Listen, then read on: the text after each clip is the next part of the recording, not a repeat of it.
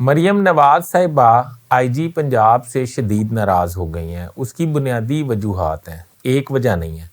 उसकी वजह यह है कि मरियम नवाज जो भी उनकी क्रिएटर टीम जो है कोई भी इवेंट क्रिएट करती हैं जिसमें कोई गरीब बच्चे के सर पे हाथ रखना है, किसी मज़दूर बच्चे को चॉकलेट देनी है, किसी बच्चे से जफ्फी डालनी है, किसी गरीब के घर जाके तो उसके प्यारे की मौत पे अफसोस का इजहार करना है, तो आईजी पंजाब कूद के बीच में आ जाते हैं।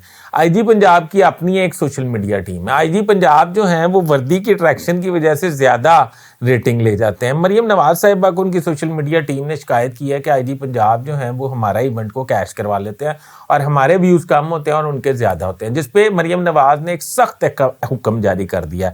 आईजी पंजाब को किसी भी मरियम नवाज साहिबा के आउटडोर फंक्शन में आने की किसी सूरत इजाज़त नहीं होगी जब तक मरियम नवाज साहिबा उन्हें खुद तलब ना कर लें। आइंदा से स्टैंडिंग ऑर्डर ये है कि आईजी पंजाब आइंदा के बाद मरियम नवाज साहिबा के साथ बाहर ओपन एयर में कहीं आपको नज़र नहीं आएंगे। चीफ सेक्रेटरी पंजाब इस वजह से बच गए हैं कि वो टिकटॉक पे अभी नहीं आए।